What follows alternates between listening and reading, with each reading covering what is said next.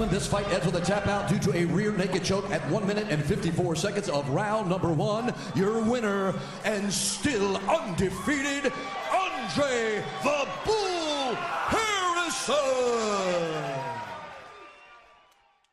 We're back. We got World Series of Fighting featherweight champion, newly crowned, Andre Harrison on the air with us. Andre, thanks so much for joining us at the Fight House, man. No problem. How you guys doing, man? Thanks for having me. Yeah, man, no problem. I really appreciate you taking the time to talk to us. Congratulations on the big win, man. That's a great fight. Thank you, man. It's a good one. Yeah, man. I went out there and had a good old fight. Yeah, you know what? It kind of went exactly as you thought it was going to go. We had talked prior to the fight, I don't know if you remember or not, but you had said you were expecting it to be like a 5-round stand-up war. So the fight, it kind of went exactly as you thought? Well, yeah.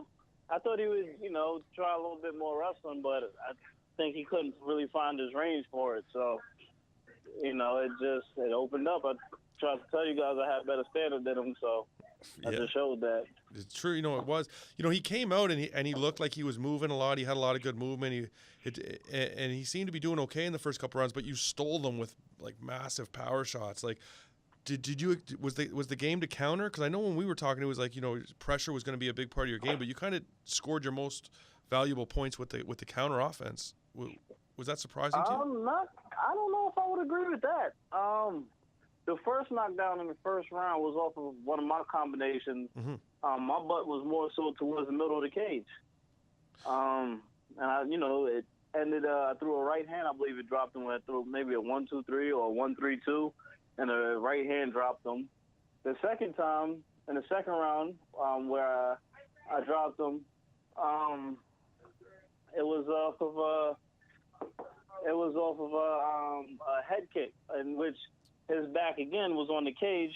I was throwing a combination. I threw a head kick. It wobbled him, and then I went in and dropped him again. Yeah. Another shot. True. And in the fifth round, I threw one combination with a head kick, and then another combination, and the left hook dropped him. So those are all off of my offense. That's true. I didn't really like think of it like that, because I kind of was expecting you like to walk them down. You know what I mean? Because that forward pressure, but you kind of seem content to have your back in the middle of the cage and do your thing, and it seemed to be really successful for you. Did it surprise you at all that he was like moving around the outside like that kind of, or did you think he was going to try to take the center of the cage? Yeah, I think he wanted to take the center of the cage, but that to get the center of the cage, man, you got to fight for it, and I don't think he really wanted to exchange as much, in the open, so he kind of had to try and use his movement. The fifth round came around, and a lot of people were seeing it was really close going into the fifth round. Like I believe your corner was even telling you like you got to go out there and really go for it in the fifth. I had you winning, but it was close. Did you feel any sense of urgency going into the fifth round? Because he kind of squeezed his way back into the fight in the third and fourth round. How were you feeling in your corner going into the five? I felt fine. I always try my best, to listen to my corner. It's difficult sometimes to do everything somebody's telling you to do. You try, but, obviously it's a fight. He's a talented guy as well, so it's not easy. So, I went out there and they told me, listen, this fight could easily be 2-2, and if you want to win, you got to go out there and you got to dominate this fifth round, and so I went out there knowing, I think at first, like, couple of seconds, he threw a combination, so I'm guessing his corner probably told him something similar, and I went and I fired right back. I threw my combination, I threw another combination, and that was pretty much what dictated the round. Were you surprised that you were able to hurt him the way you were? Like, I know obviously you expected to be able to hurt him, but were you surprised you were able to drop him as many times as you were? No, I mean, I was talking to my brother yesterday, Randy Brown, and, we was sitting up there, and I told him, I was like, honestly, man, I feel like it doesn't necessarily matter who the person is, but if we're exchanging, if we're throwing an exchange, both people are firing, I don't feel like there's anybody that can exchange with me that I'm not going to be able to hurt. You know, whether I wobble you, whether you drop, whether you go out, you know, I feel like I have good power in both of my hands. And, you know, if I connect a good shot, man, you're just going to get hurt. Well, you're definitely training at the right place. I mean, we've talked before about how, like, you get in the best rounds at Belmore, right? So you definitely were definitely prepared when you headed in there, that's for sure. Were you surprised how quickly all of this came about for you with the World Series of Fighting? Like, to make your debut on New Year's Eve and to capture the featherweight title in March, like, were you surprised at how quickly that happened? I mean, no, man. I think real highly of myself. You know, I believe in myself. I believe in my training and everything like that. So, I mean, not to be cliche or, you know, sound arrogant or cocky or anything, but if you think about it, it's kind of been this way since I was an amateur. You know, when I was an amateur, 3 fights in, I won the No Mercy title. 2 fights later, I won the championships title. Right, then I had one down, defended, you know, one of those belts, and then I turned pro. I turned pro, you know, my first couple of fights, I won the Ring of Combat title. I defended it, go to Titan. Next couple of fights, I win the Titan title. So, you know, it's kind of like been a part of, you know, what I do. I work extremely hard every single day.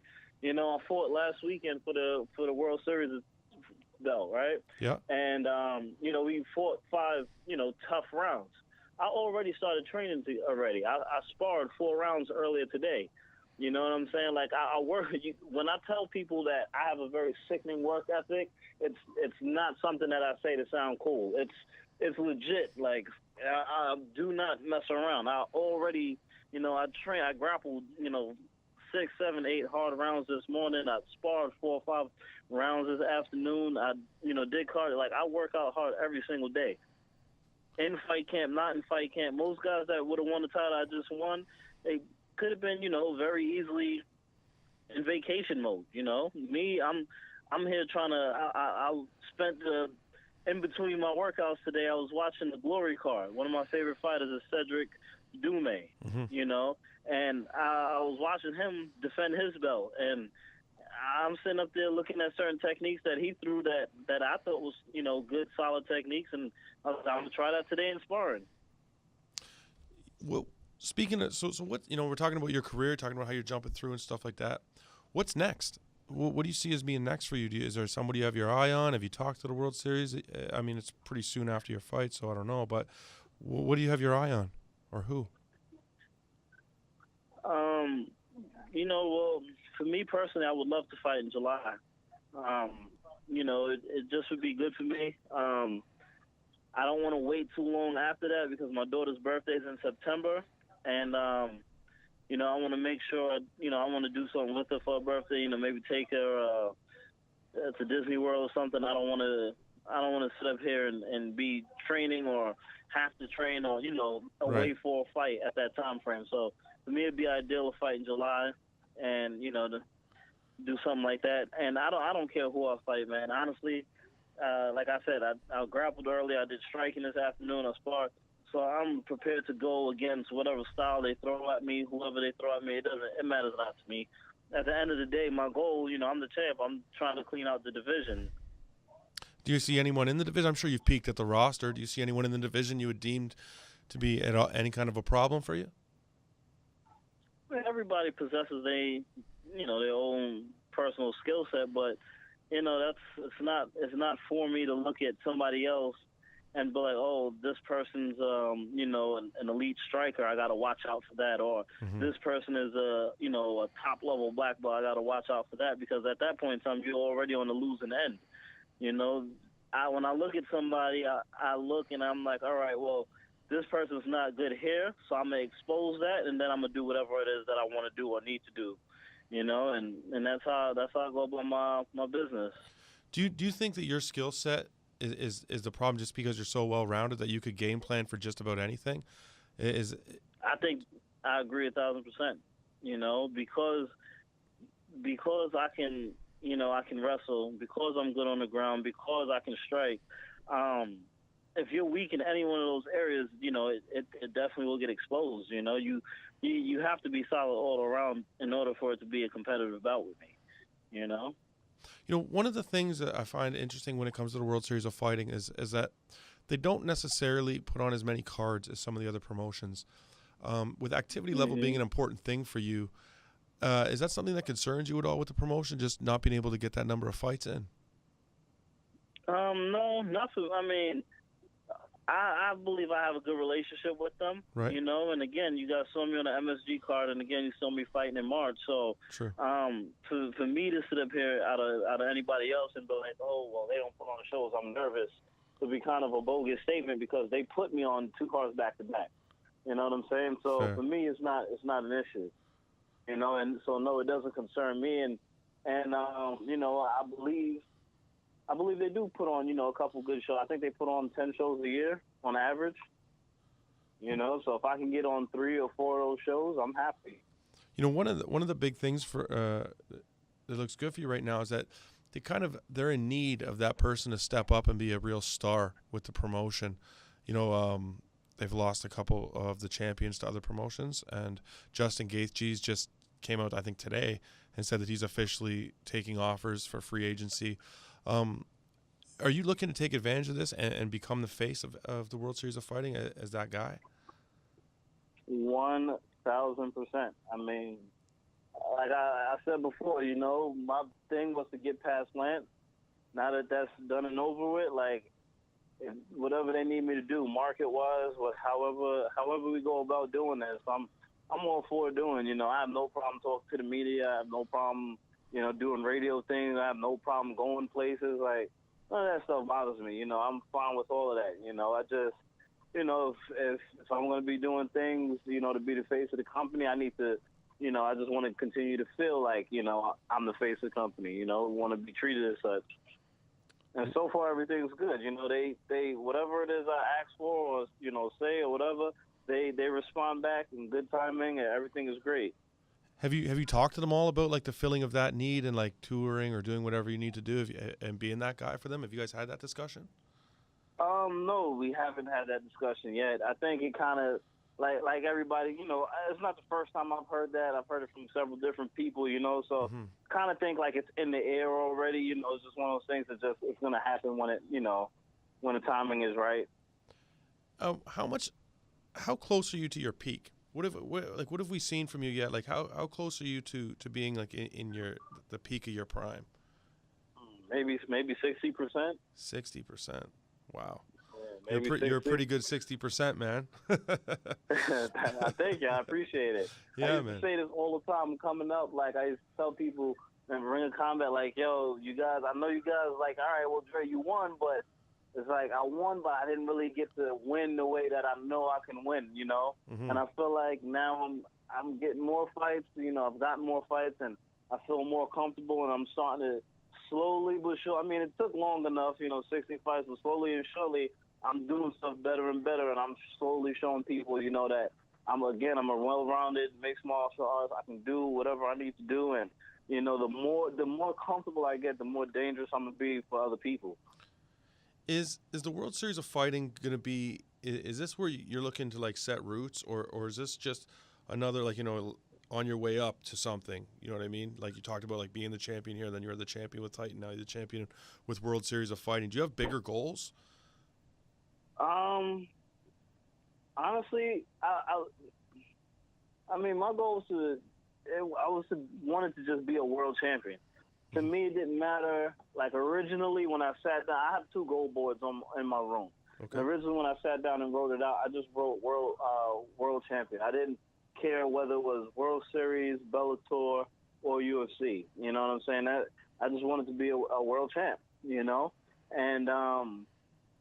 and I wanted to be dominant. I wanted to be remembered as a tough guy, a solid guy all the way around and stuff like that. I wanted to be able to support, my family and stuff financially. And so whoever is going to give me that kind of a platform, that's where I'm going to be at,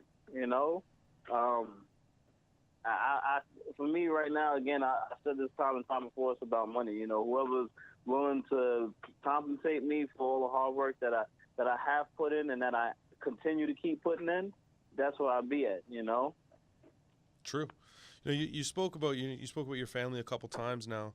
Does your daughter know that you like? How does she feel about what you do? Like, how much do you let her see? She does. She watches my fights and stuff like that, and she's cool with it. She thinks it's cool, I guess. I tell her, Daddy's a superhero, and so Daddy has to, go do what he has to do. So she understands that, every once in a while I got to go beat the bad people up, and fair enough. All that other good stuff. Does she train at all? I have some video footage with her hitting the bags and stuff like that, doing pull-ups. Cool. She's 4 though, so I gotta, yeah. I don't know. She's a character. She's different. Sweet. How did things change for you, man? As a fighter, like once you had a family and stuff, how did the motives and stuff change towards the sport?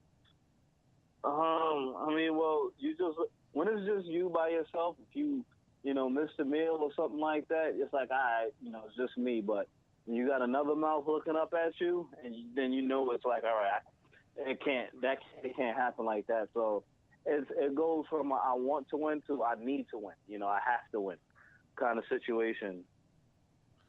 Yeah, that's fair enough, man. I got children, so I definitely understand that. You said earlier that you wanted to compete in July. Have you talked to the World Series of Fighting? Do they have an event plan for July? Like I couldn't find when their next event plan was, but is that a date that's kind of been talked about? No, not yet. I didn't hear what the next date would be just yet. Okay. If they are having one around that time frame, I would like to be on there. I think the people enjoyed watching me fight the last time. Definitely. And I think they enjoy watching this next one. Again, I'm already working, so if you like the last one, you're gonna love the next one. Lance Palmer, it was his last fight with in his contract with the promotion. If he re-signs with the World Series of Fighting, is that a fight you could see them running back? Do you see that? Seeing as though it was kind of a close fight, would that be one you would consider, or would you like to move on to a new chapter? Yeah, I'm all game for it. If he wants another shot at it, it's no issue for me whatsoever.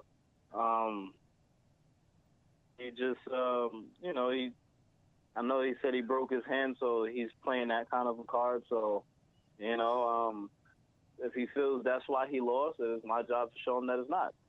So, it's fine by me for us to go in there and dance again. I could care less who the opponent is. Did you ever feel like you could finish him during that fight? Was there ever a moment in the fight where you were like, I could finish this fight? Like maybe the 5th round when you cut him open, when you dropped him? Yeah, probably the 5th round. 5th round, he was clinching on me rather tight, and we was slipping on the blood and everything. So, if at one point where I was really gunning to try and finish him, it would have been in the end of that 2nd round.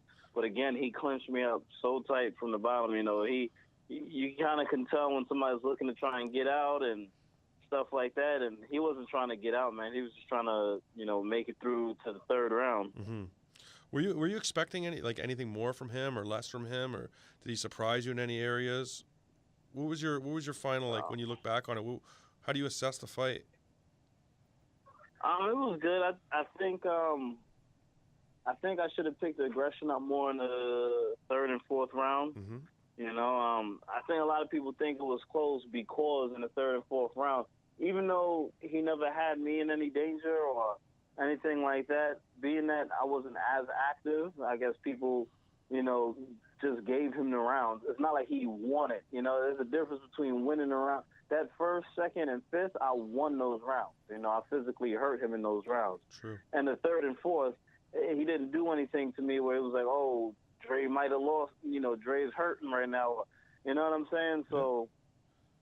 Yeah, you decisively won. Anything, I would have liked to just take that back because people make the fight seem a lot closer than it was. At no point in time during that fight could anybody say that I was in danger of being submitted or, knocked out or having the referee getting ready to stop it.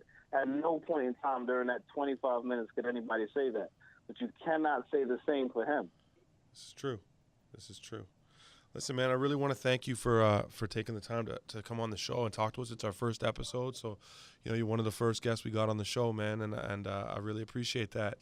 Yeah, it's a great thing. No problem, man. Thanks for having me on, man. Definitely. And hopefully we can have you back, man, when you got a fight announced, or things get more active, and we see you in the cage soon. Yes, sir. All right, man. Good luck, and I hope to see you back in there, man. July would be nice. Hope to see you fighting soon. All right, man. Thank you for having me again. Have a great night. You too, man. You have a great night. All right. All Bye-bye. right. Bye.